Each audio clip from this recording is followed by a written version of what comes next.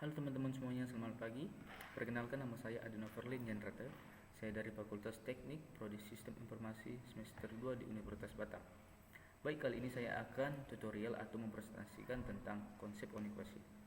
Yang dimana konsep komunikasi ini memiliki hal-hal yang penting, yaitu dengan cara berkomunikasi dengan baik, yang berbicara dengan atasan dan bawahan juga.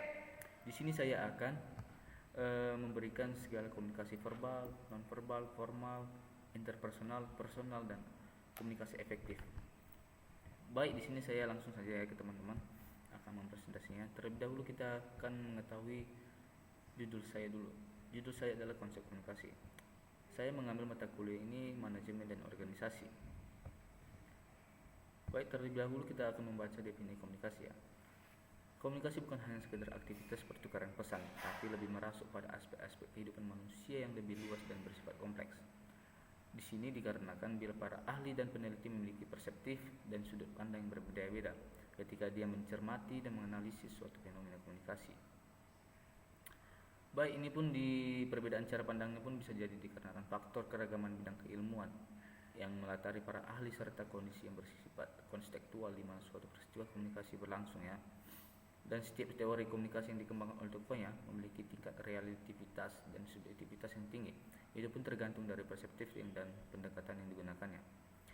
Dalam arti teori adalah, dalam bahasa Inggrisnya, teori arma of reality itu adalah peta dari kenyataan atau realitas, ibarat seseorang memasuki sebuah kawasan yang belum diketahui. Secara sederhananya pun itu manfaat sebuah teori. Dan teori adalah sebuah panduan guna menapaki sebuah perjalanan, yang artinya dalam hal ini perjalanan kita dalam mendalami ilmu komunikasi. Teori juga adalah pilar utama ilmu pengetahuan. Melalui teori, ilmu komunikasi menjadi terus hidup dan terus berkembang dalam sebuah siklus atau singular yang kontinus. Di dalam teori juga menciptakan pertanyaan atau permasalahan tentang suatu realitas, yang dari suatu mencari suatu jawaban dari pertanyaan atau permasalahan tersebut. Hasil dari obsesi adalah mengembangkan ilmu itu sendiri, atau mengembangkan ilmu itu sendiri dibantah, digugurkan, ataupun menciptakan berbagai pertanyaan atau permasalahan keilmuan yang lainnya. Baik, kita lanjut di dalam pengenalan komunikasi. Seiring dengan kemajuan ilmu pengetahuan dan teknologi terutama dalam bidang komunikasi massa, industrialisasi dan politik global, komunikasi menjadi topik yang semakin penting di abad 21 ini. Dan itu pun apabila kehadiran internet dengan teknologi simebetiknya semakin mendinamisasi dan memperkaya bidang kajian komunikasi, yaitu sebagai sebuah disiplin ilmu. Awal perkembangannya pun studi dan kajian komunikasi ini dibangun atas perspektif yang berbeda antara Amerika Serikat dan Eropa. Di dalam studi di Amerika Serikat lebih mengedepankan nilai-nilai kuantitatif untuk mencapai hasil objektif, sementara di Eropa yang banyak dipengaruhi ajaran Marxisnya cenderung menggunakan teori-teori kritis. Baru ini perbedaan persepsi antara studi komunikasi di Amerika dan Eropa. Perbedaan cara pandang terhadap ilmu komunikasi juga muncul antara perspektif Barat dan Timur, yaitu dengan yang Barat atau dalam hal ini mencakup Eropa dan Amerika itu cenderung individualis, memiliki mengkaji bagian-bagian dari sebuah proses ketimbang melihatnya sebagai sebuah kesatuan yang utuh dan memandang hubungan terbatas.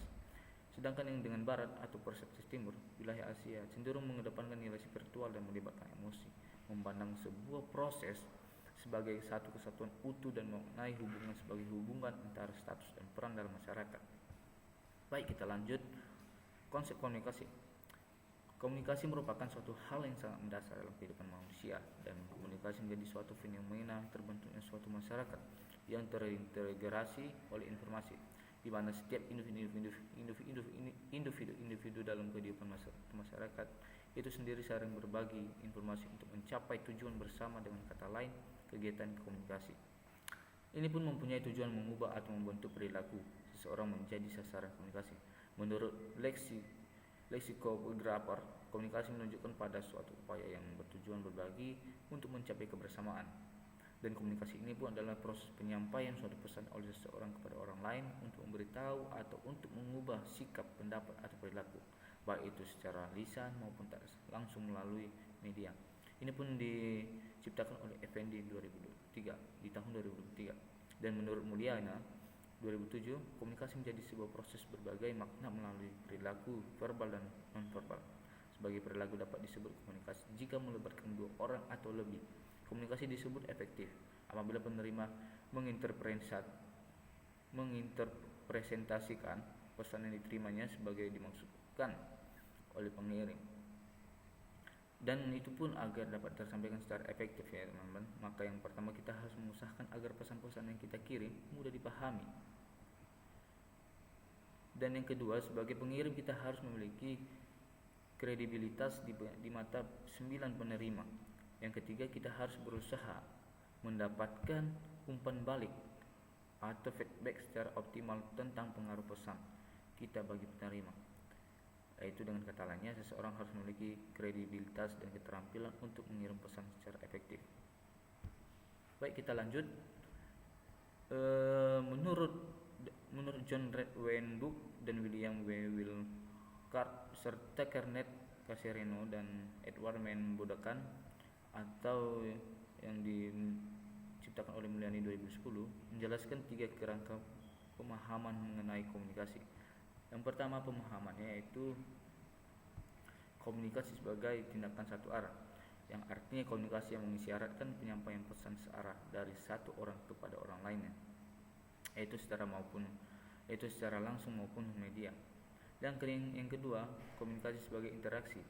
Ini adalah maksud penyampaian pesan baik verbal maupun non verbal yang kemudian terdapat jawaban atas pesan yang disampaikan atau disebut umpan balik. Dan yang ketiga, komunikasi sebagai transaksi, yaitu komunikasi yang berlangsung bila seseorang telah menafsirkannya perilaku orang lain, baik verbal maupun non verbal. Kelebihannya komunikasi ini bahwa komunikasi tersebut tidak membatasi pada komunikasi yang disengaja atau respon yang dapat diamati.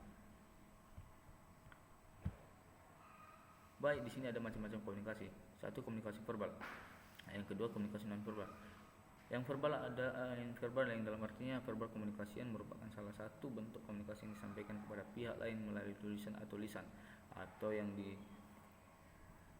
diberikan pada para ahli Joko Purwanto tahun 1997. Seperti contohnya berbicara dengan orang lain, menelepon kawan, presentasi makalah, membacakan puisi, membaca surat kabar, mendengarkan radio dan menonton televisi. Yang kedua, komunikasi non verbal. Ini bentuk komunikasi non verbal ini adalah bentuk komunikasi yang memiliki sifat kurang terstruktur sehingga sulit untuk dipelajari. Ini pun apabila perbedaan daerah, pendidikan, ruang lingkup sosial yang akan mempunyai latar belakang yang berbeda bisa menyebabkan penafsiran atau sesuatu yang tidak sama pula, sehingga pemahaman akan komunikasi non verbal tetaplah merupakan suatu kondisi yang harus dipelajari. Di sini yang penting komunikasi non verbal antara lain penyampaian pesan yang didasarkan akan perasaan dan emosi. Yang kedua, dengan memperhatikan isyarat non verbal, seseorang dapat mendetektif atau menegaskan kejujuran pembicara. Yang ketiga, bersifat efisien. Di sini pun ada juga macam-macam komunikasi seperti isyarat, simbol, warna atau gestur, mimik muka, intonasi suara dan sebagainya. Di sini ada juga tujuan komunikasi non verbal seperti satu, memberi informasi, yang kedua mengatur alur percakapan, yang ketiga ekspresi emosi, yang keempat memberi sifat melengkapi pesan-pesan verbal, yang kelima mempengaruhi orang lain, yang keenam mempermudah tugas-tugas khusus. Baik, kita akan melanjutkan komunikasi formal. Komunikasi formal merupakan komunikasi yang terjadi di antara organisasi maupun perusahaan dengan tata cara yang telah diatur sebelumnya sesuai dengan struktur organisasi. Contohnya teman-teman, ketika seminar, pembicara umumnya akan menggunakan bahasa baku yang mudah dimengerti serta berada dalam ruang lingkup atau tata letak yang formal. Beginilah teman-teman arti dari komunikasi formal. Baik, kita lanjut dengan komunikasi efektif. Dalam menurut Habermas tahun 1973 menjelaskan bahwa komunikasi merupakan interaksi yang diantarkan secara simbolis. Menurut bahasa dan mengikuti norma-normanya, bahasa harus dapat dimengerti, benar, jujur, dan tepat. Keberlakuan norma-norma itu hanya dapat dijamin melalui kesepakatan dan pengakuan bersama bahwa kita terikat olehnya. Interaksi ini pun mengembangkan kepribadian orang melalui internalisasi peran-peran sosial. Komunikasi yang salah diganjari sanksi. Sebelumnya Habermas menjelaskan bahwa di dalam komunikasi itu Para partisipan membuat lawan bicaranya memahami maksud dan berusaha mencapai apa yang disebutnya. Di sini komunikasi efektif mempunyai klaim-klaim kesahihan atau yang diartikan dengan validity claims. Di sini terdapat 4 bagian ya teman-teman. Yang pertama, klaim kebenaran atau true. Ini akan tercapai apabila masing-masing diri kita dapat bersepakat tentang dunia almiah dan objektif. Dan yang kedua, klaim ketepatan atau rightness. Ini akan tercapai kalau sepakat tentang pelaksanaan norma-norma dalam dunia sosial. Dan yang ketiga, klaim otentitas atau kejujuran. Ini akan tercapai kalau sepakat tentang kesesuaian antara dua batiniah dan ekspresi seseorang. Dan yang keempat, klaim prohensibilitas, yaitu yang akan tercapai jika kita dapat menjelaskan macam-macam klaim itu dan mencapai kesepakatan atasnya. Baik, kita lanjut dengan jenis-jenis komunikasi. Jenis-jenis komunikasi ini ada berapa banyak teman-teman? Ada 3.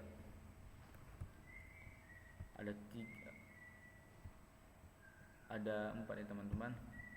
Di sini yang pertama, komunikasi berdasarkan penyampaian. Dalam komunikasi berdasarkan penyampaian ini mendapatkan 2 bagian, yaitu lisan dan tulisan.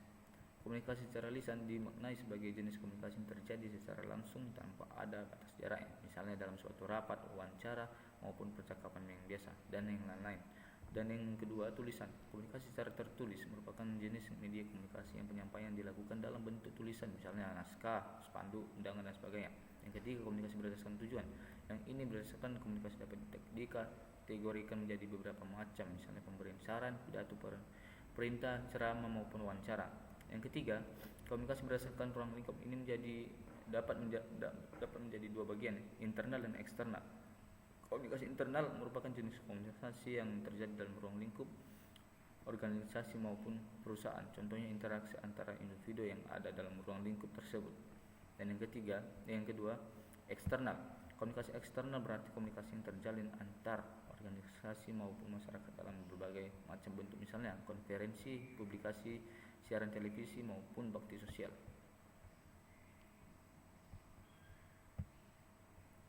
Yang keempat, komunikasi berdasarkan aliran. Ini dapat dibagi menjadi 5. Komunikasi atau arah yakni komunikasi yang berasal dari salah satu pihak. Yang kedua, komunikasi 2 arah, yaitu komunikasi yang mempunyai sifat saling memberikan timbal balik. Yang ketiga, komunikasi ke bawah, yakni komunikasi dari atasan dengan ke bawahan. Yang keempat, komunikasi ke atas, yaitu komunikasi yang berasal dari seseorang bawahan kepada atasan. Yang kelima, komunikasi ke samping, yakni komunikasi yang terjalin di antara beberapa orang pada kedudukan setara. Baik, komunikasi ini sendiri pun memiliki 6 konteks ya teman-teman, yang itu menurut Stewart, Tubbs, dan Sylvia Morse dalam buku Dedi Mulyana menjelaskan ini ke 6 konteks seperti berikut ya teman-teman. 1. Komunikasi intrapersonal, komunikasi dengan diri sendiri. Yang kedua, komunikasi interpersonal, di mana komunikasi antara 2 orang secara tatap muka atau tidak. Yang ketiga, komunikasi kelompok, proses pertukaran pesan verbal atau non verbal. Yang keempat, komunikasi organisasi dalam suatu organisasi. Yang kelima, komunikasi massa, komunikasi menggunakan media baik, media elektro. Yang keenam, komunikasi antara budaya, komunikasi berlangsung di antara orang-orang yang memiliki kebudayaan ya teman-teman. Baik, kita akan melanjutkan ya. Kita akan melanjutkan dalam komunikasi interpersonal. Pada umumnya, komunikasi ini merupakan komunikasi yang terjadi dan berlangsung antara 2 orang atau lebih secara kontak langsung, baik dalam bentuk dialog atau percakapan teman. Komunikasi ini juga disebut sebagai komunikasi face to face communication, yaitu komunikasi yang terjadi secara berhadapan atau saling bertatap muka satu sama lain. Komunikasi interpersonal ini ada sebagai rangkaian kesatuan mulai dari interpersonal sampai sangat personal. Di tengah rangkaian kesatuan atau interaksi dengan orang lain dalam peran sosial. Menurut Joseph A. DeVito dalam bukunya The Interpersonal Communication Book, mendefinisikan komunikasi antara pribadi, yaitu sebagai proses pengiriman dan penerimaan pesan-pesan antara 2 orang atau di antara sekelompok kecil-kecil orang. Dengan beberapa efeknya dan beberapa umpan balik seketika, komunikasi antara pribadi interpersonal communication adalah komunikasi antara orang-orang secara tatap muka yang memungkinkan setiap pesertanya menangkap reaksi orang lain secara baik, verbal maupun non-verbal. Baik pengertian di atas dan dapat ditarik kesimpulan bahwa komunikasi antara pribadi atau interpersonal komunikasi itu adalah suatu proses pengiriman pesan dari seseorang kepada orang lain atau beberapa orang baik secara verbal maupun non-verbal. Baik, kita akan melanjutkan unsur-unsur komunikasi interpersonal. Ini unsur-unsur komunikasi ini adalah elemen yang terdapat dalam proses penyampaian pesan antara komunikator dengan komunikan, di mana ini terdapat umpan balik di dalamnya dan berlangsung secara berulang-ulang serta terus-menerus. Ini menurut Lily Wery di tahun 1907. Konteks ini pun merupakan salah satu unsur dalam komunikasi yang bisa dimaknai sebagai lingkungan di mana komunikasi itu terjadi. Pengirim dan penerima pesan merupakan unsur komunikasi berikut yang sangat penting dalam komunikasi. Dan menurut De Vito, tahun 1900 mengatakan bahwa komunikasi bersifat transaksional, yang artinya di dalam sebuah komunikasi, pengirim juga dapat berfungsi sebagai penerima sekaligus. Baik, di sini masing-masing dari seluruh unsur komunikasi ini disebut juga dapat menimbulkan gangguan yang menyebabkan pesan menjadi berubah makna. Gangguan tersebut bisa terjadi pada unsur media yang digunakan saat penyampaian pesan dilakukan atau pada unsur pengirim pesan yang tidak jelas ketika mengemukakan sesuatu hal. Ini dapat terjadi karena buruknya proses encoding, yaitu proses pemilihan kata yang mewakili pesan atas apa yang akan disampaikan.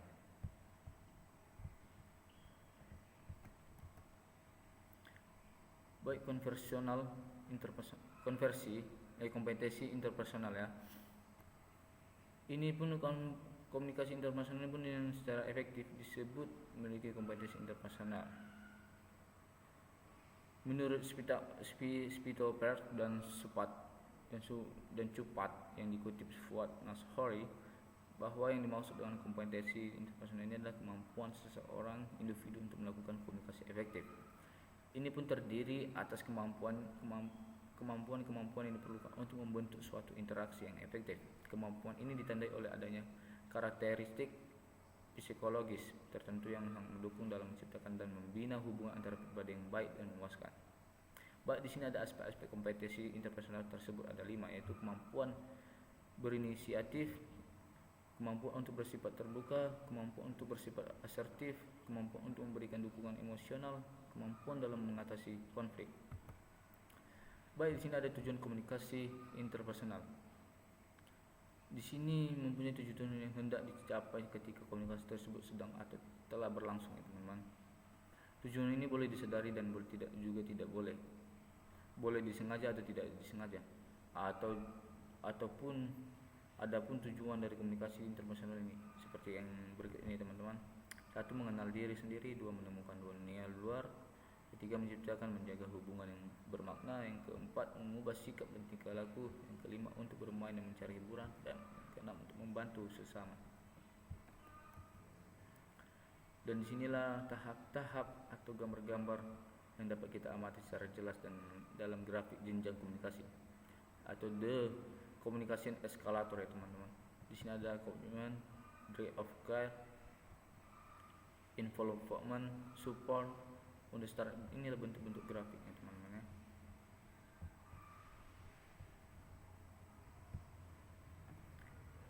Kedua, konteks komunikasi.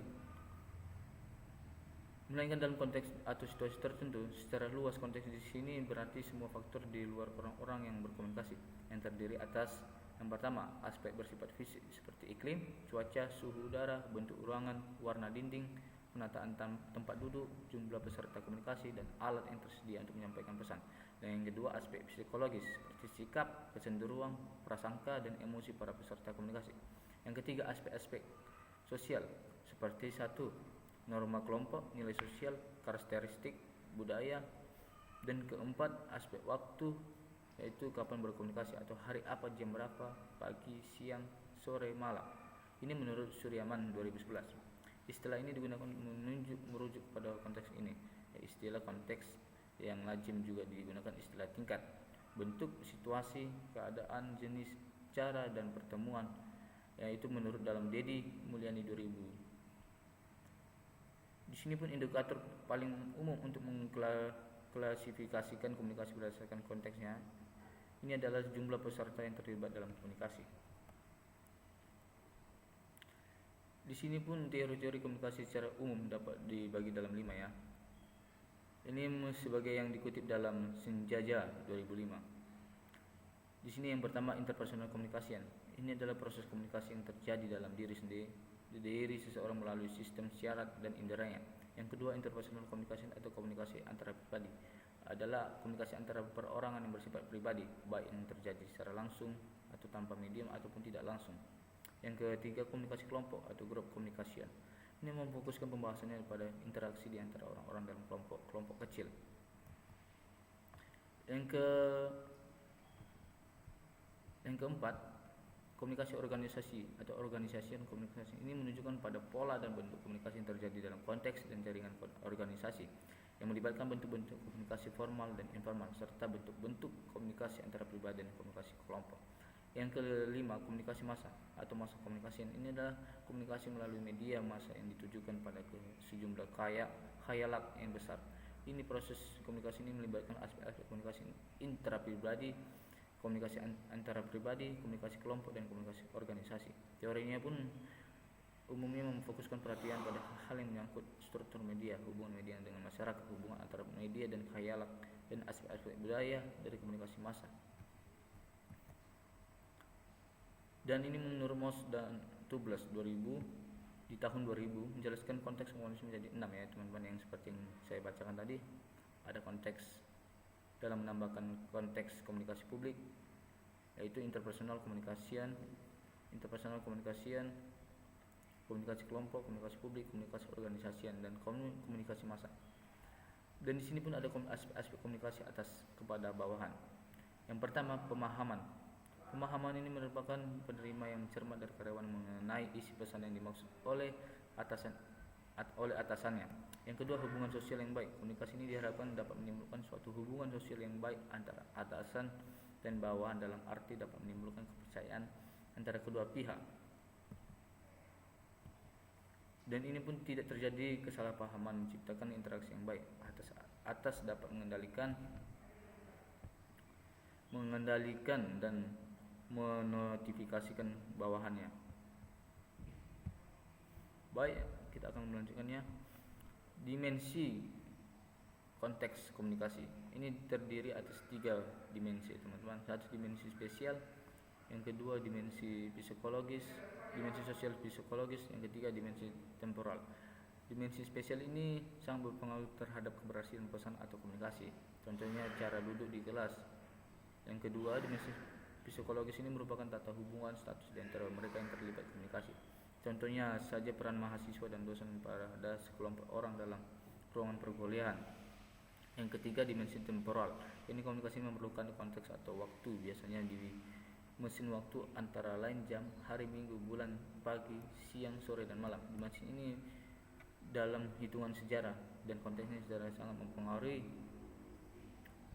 mempengaruhi proses komunikasi.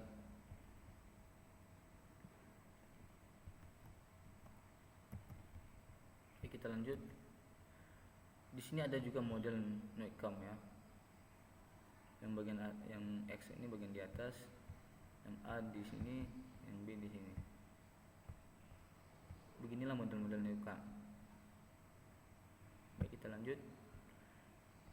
4 keterampilan dasar berkomunikasi. Di sini mengembangkan dan memelihara komunikasi yang akrab, hangat, dan produktif dengan orang lain. Kita perlu mempunyai sejumlah keterampilan teman-teman dalam berkomunikasi. Ini menurut John dalam supratiknya tahun 1995, setidaknya ada keterampilan yang penting dimiliki seseorang, yaitu diantaranya yang satu, kita harus mampu saling memahami. Yang kedua, kita harus mengkomunikasikan pikiran dan perasaan kita secara tepat dan jelas. Yang ketiga, kita harus memecahkan konflik dan bentuk-bentuk masalah antara pribadi lain yang mungkin muncul dalam komunikasi kita.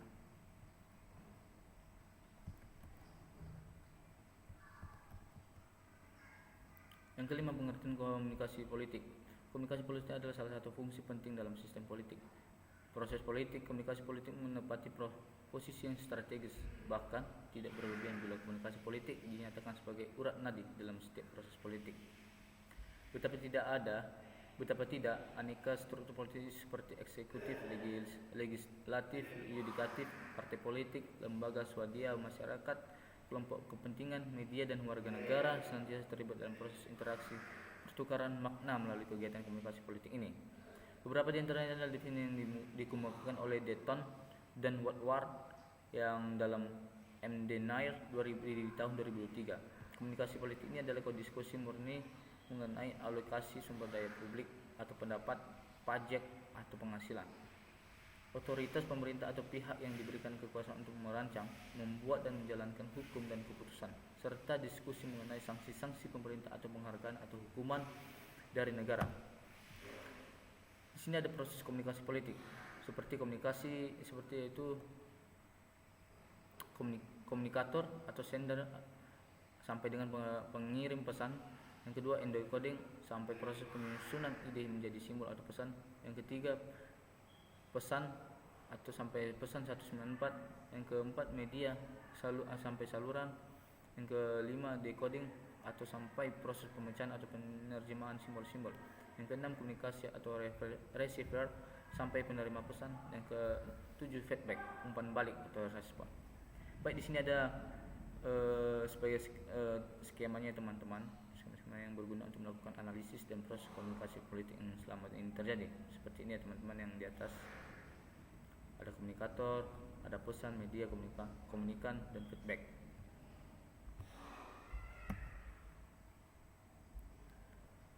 Baik, yang di dalam skema yang proses komunikasi politik ini bisa diartikan ya teman-teman. Yang satu, komunikator itu adalah partisipan yang menyampaikan informasi politik. Yang kedua, pesan politik, yaitu informasi, fakta, opini, keyakinan politik. Yang ketiga, media, wadah atau medium yang digunakan untuk menyampaikan pesan. Yang keempat, komunikator yang partisipan yang diberikan informasi politik oleh komunikator. Yang kelima, feedback atau tanggapan dari komunikasi atas informasi politik yang diberikan oleh komunikator. Di sini ada juga model-model komunikasi politik ya.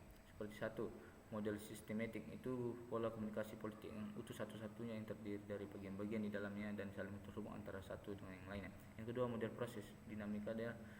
Ini model proses dan dinamika komunikasi politik sangat berkaitan dengan model komunikasi, yaitu model transaksi simultan dan Melvin de Fleur yang dengan karakternya yang non-linear, yang menggambarkan tiga faktor yang berpengaruh dalam proses komunikasi. Yang ketiga, model efektivitas. Ini kemampuan tokoh dalam mengirim pesan atau informasi yang baik, kemampuan menjadi pendengar yang baik, kemampuan atau keterampilan menggunakan berbagai media atau audio yang visual. Baik, proses pengenalan informasi. Proses pengelolaan informasi dalam komunikasi interpersonal melalui beberapa tahapan yang yakni sensasi. Ini maksudnya proses yang dalam komunikasi interpersonal ya teman-teman. Ini beberapa tahapan seperti sensasi, persepsi, memori, dan berpikir. Yang pertama, sensasi adalah proses menangkap stimuli. Yang kedua, persepsi adalah proses memberi makna pada sensasi sehingga manusia memperoleh pengetahuan baru. Yang ketiga, persepsi mengubah sensasi menjadi informasi. Yang ketiga, memori adalah proses penyimpanan informasi dan memanggilnya kembali. Yang keempat, berpikir dalam mengolah dan memanipulasikan informasi untuk memenuhi kebutuhan memberikan respon. Di sini sensasi ini berasal dari kata sense, artinya alat pengindaran yang menghubungkan organisme dengan lingkungannya. Yang ketiga, asosiasi. Ini suatu perkumpulan orang yang memiliki kepentingan yang sama sehingga dibutuhkan pembentukan hubungan dan pertalian antara gagasan. Yang ketiga, persepsi. Persepsi adalah pengalaman yang tentang objek, peristiwa, atau hubungan-hubungan yang diperoleh dengan menyimpulkan informasi dan menafsirkan pesan. Yang keempat, memori. Memori adalah sistem yang terstruktur yang menyebabkan organisme sanggup merekam fakta tentang dunia dan menggunakan pengetahuan untuk membimbing mereka. Ini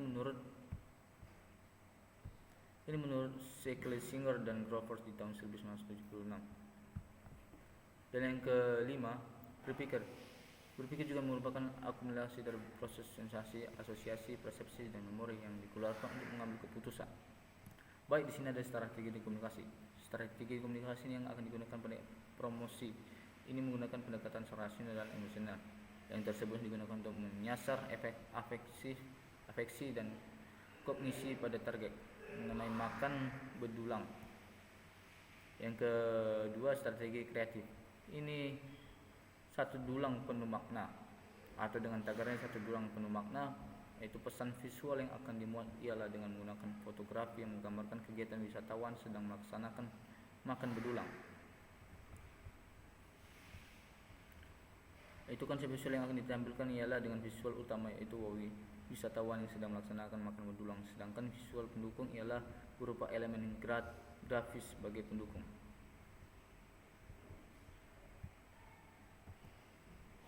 Baik, ini teman-teman ada kesimpulannya yang saya rangkum di segala konsep-konsep tersebut.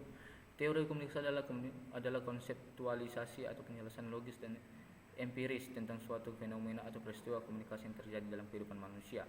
Peristiwa komunikasi itu mencakup produksi, proses, dan pengaruh dari sistem-sistem tanda dan lambang-lambang yang terjadi dalam proses interaksi manusia.